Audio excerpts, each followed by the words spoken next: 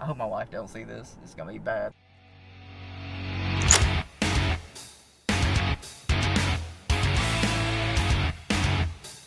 Shut up and sit down. What is going on, everybody, and welcome back to the Newest Gun Guy. Used to be the Newest Gun channel on YouTube. Thanks for stopping back in for another truck talk. This is where we dive into a wide range of things, not just firearms, but we're all about thinking critically and trying to become better as a society. If you are interested in any of that, hit that subscribe button, hit that notifications bell to all. If you don't hit it all, you might miss something. And then give this video a thumbs up. It really does help, guys. Give this video a thumbs up.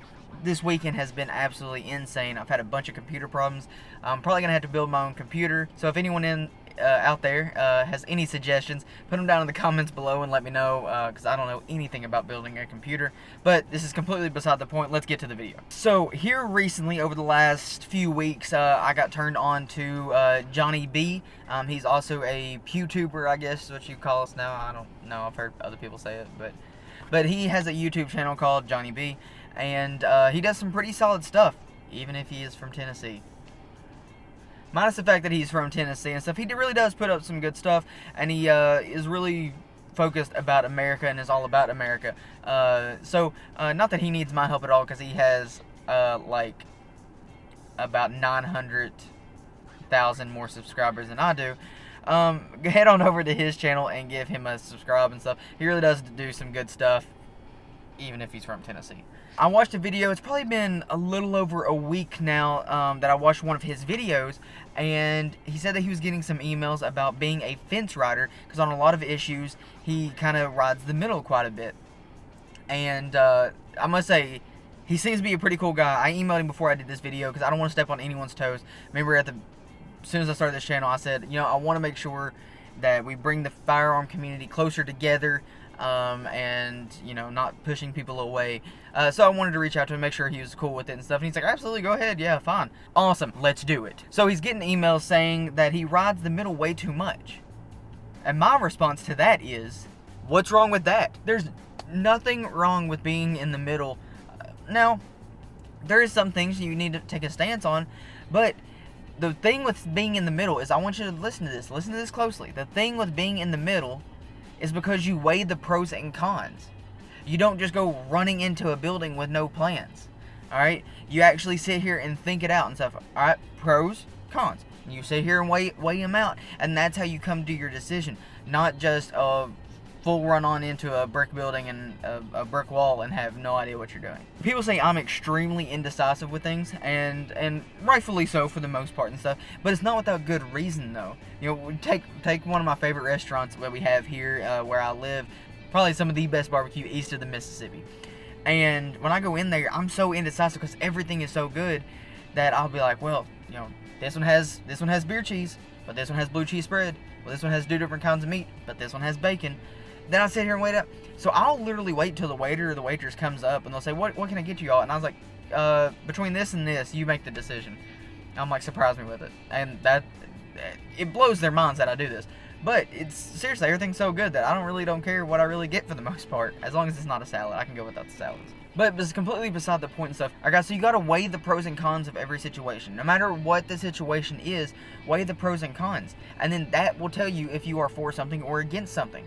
When I was in college, I took an American government class. Now this is partially a general education course and partially for my major, but beside the point, completely doesn't matter at all.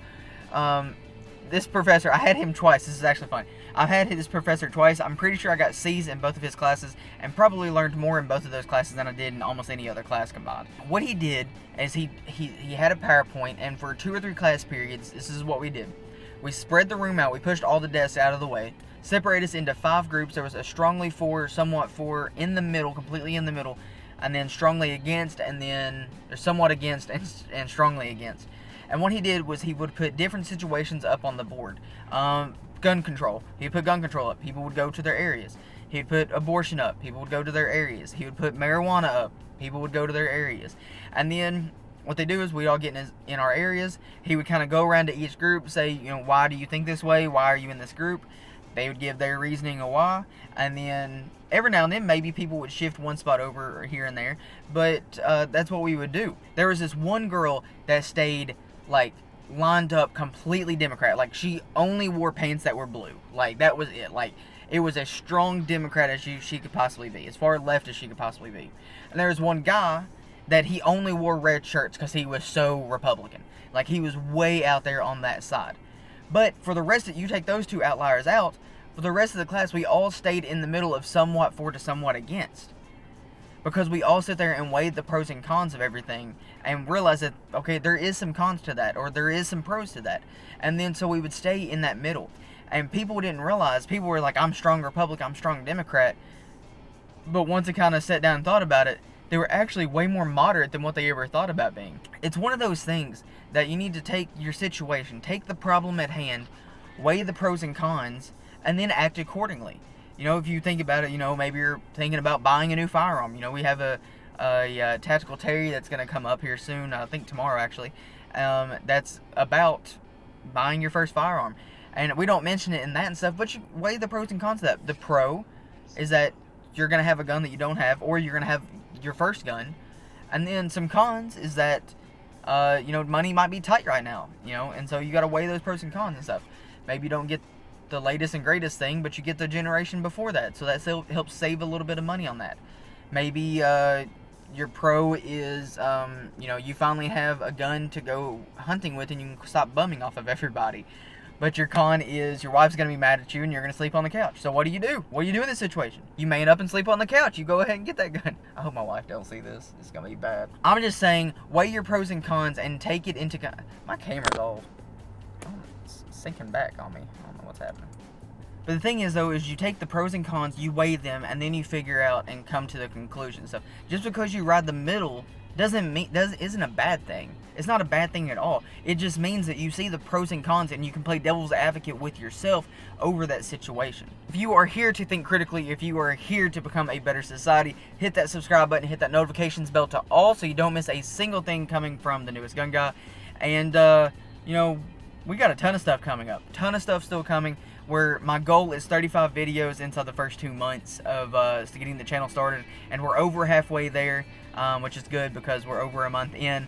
And we still have the flip your opinions to get started. Coronavirus has thrown a huge wrench into those plans, and then some logistical issues with range times and stuff like that. So I promise you they are still coming. I've already got at least one lined up for us, so it's going to be absolutely awesome to get those started. A lot more truck talks, a lot more tactical Terrys and gear reviews. The mag review just went up this weekend and stuff, so if you're looking for some AR mags out there, check out that video. I'll put it down in the description at least, if it's not at the end of this video somewhere on the screen. I don't know where they pop up anymore. I don't know. Alright guys, love and appreciate all y'all. Give this video a thumbs up. Almost forgot once again.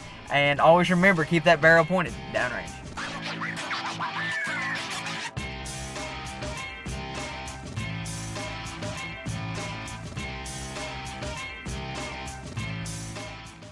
You need to make sure...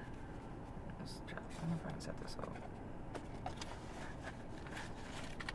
Nope, I cannot set this up. Oh, what if I set it there?